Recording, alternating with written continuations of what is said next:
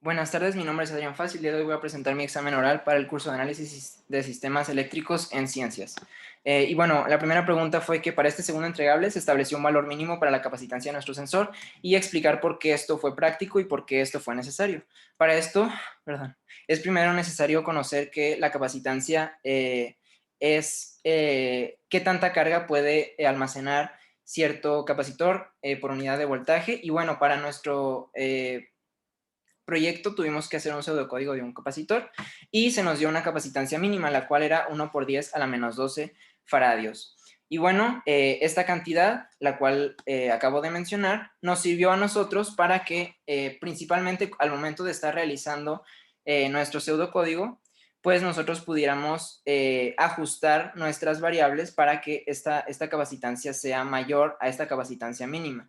Por ejemplo, si nosotros estábamos seleccionando cierto valor de área y cierto valor de distancia entre las placas, y al momento de hacer el cálculo, si nuestra capacitancia nos daba menor a esta capacitancia que se nos estableció al inicio, pues nosotros realizábamos algo para modificar los valores fijos y poder subir esta capacitancia. Una de estas formas es incrementando el área entre las placas, la cual ayuda también a que la capacitancia sea mayor, o otra manera es decrementando la distancia entre los capacitores. Ambas funcionaban y al momento de obtener ya una capacitancia mayor a la capacitancia mínima que se nos estableció al inicio, podríamos continuar. Es decir, nos ayuda a establecer nuestros valores fijos. Y bueno, ya que teníamos nuestros valores seleccionados, nosotros decidimos incluir la capacitancia máxima y la capacitancia mínima al usuario, es decir, que se le desplegara al usuario en base a la constante dieléctrica también que había puesto, y también nos aseguramos de que pues esta constante dieléctrica, por ejemplo, un número mínimo que fuera 1, nos aseguramos de que también en este caso la capacitancia fuera menor a esta. Entonces, básicamente lo sirvió como base.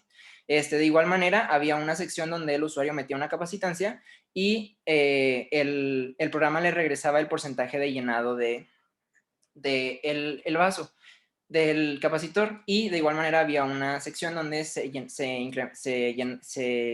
ingresaba un porcentaje y se regresaba una capacitancia, la capacitancia con ese porcentaje de llenado. Entonces, esto le ayudó también al usuario a saber, por ejemplo, si sus valores de capacitancia pueden estar entre, por ejemplo, entre la mínima y la máxima. El usuario de esta manera no ingresa un valor incorrecto, es decir, un valor que no fuera posible por el capacitor. Entonces, por eso también es necesario establecerlo y que el usuario lo conozca, porque, por ejemplo, puede ser confuso el hecho de que cuando el capacitor no está nada de lleno, a lo mejor el usuario puede pensar que no hay capacitancia, pero en realidad sí hay, la capacitancia es la mínima. Entonces, pues por eso también fue necesario incluirlos y fue práctico tanto para el usuario como para nosotros al programarlo. La segunda pregunta fue que la ley de Gauss establece que el flujo neto a través de una superficie cerrada es proporcional a la carga que ésta encierra, aunque el campo eléctrico en un punto sí dependa de la distancia a la carga. Y explicar por qué no importa la posición de la carga dentro de la superficie gaussiana. Esto es lo que se tiene que explicar. Y bueno, primero que nada es importante mencionar que el campo eléctrico sobre cargas puntuales, está dado por la multiplicación de la constante de Coulomb por la carga entre el radio al cuadrado. Es decir, mientras más cerca se encuentre un punto de la carga, mayor será la intensidad del campo eléctrico que éste ejerce sobre ese punto. Pero las cosas pueden cambiar un poco cuando se están utilizando superficies gaussianas. Apenas vamos a ver esa parte. Es importante mencionar que el flujo eléctrico es igual a la integral cerrada del campo eléctrico por el diferencial de área o de superficie, y esto también es igual a la carga encerrada entre epsilon 0. Y bueno, como se puede ver aquí hay ejemplos de cómo funciona el flujo eléctrico tomando cierta superficie.